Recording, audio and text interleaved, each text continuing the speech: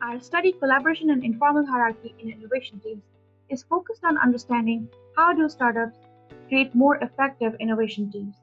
We longitudinally follow startups in the minimally invasive surgical device industry from its inception in 1986 to 2007.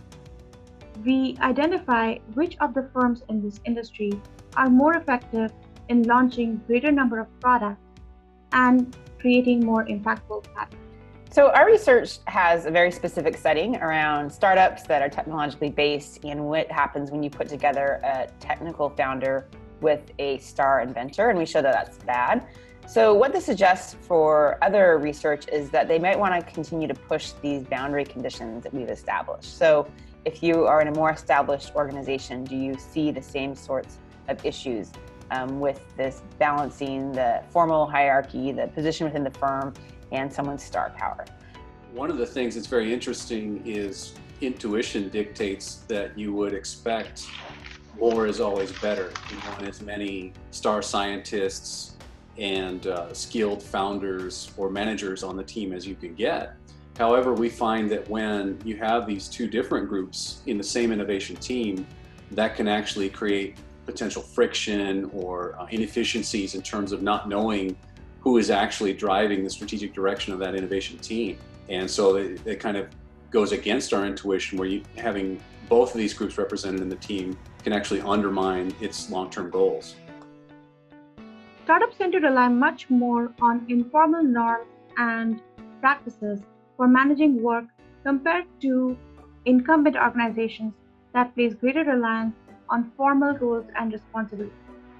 This can create challenges for startups that have dual sources of leadership, such as a founder as well as a star inventor that are both involved in innovation activities for the venture. Such conditions can lead to ambiguity in the innovation leadership of the venture. One of the things that our paper does is pose a question that it doesn't fully answer for future scholars, which is around organizational design. And essentially what we suggest is that what might be good for the individual's career isn't always good for the startup.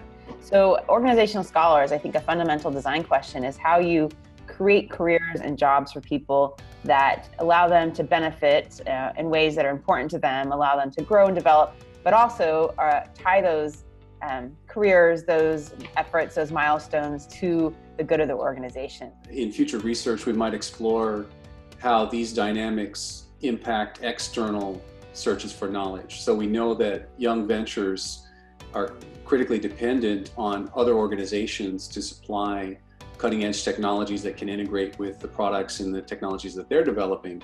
So if we see this dynamic where having star scientists and prominent managers within the organization work together undermines performance, we can imagine this could also have implications when you go into an alliance domain, when you're doing interactive collaboration with external firms, and that could be somewhat unpredictable. You know, we know that startups never have the resources they want, and because of that, they're always making trade-offs.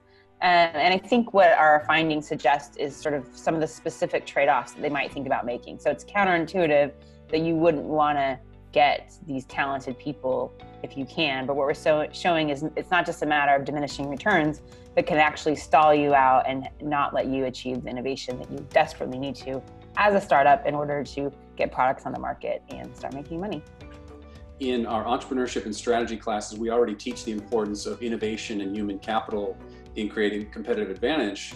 In a way, this study combines those concepts, demonstrating how students in their future careers should organize talented employees in a business setting to be most effective in driving innovation. I'm seeing students who are coming from science and technology departments on campus. Many times they already have ideas around inventions, chemical compounds, or even smartphone applications that could serve as the basis for a new business. Many of them have the intent to become entrepreneurs after graduation. So this study could give them some insight into how to form those critical early innovation teams in order to be most productive and most effective.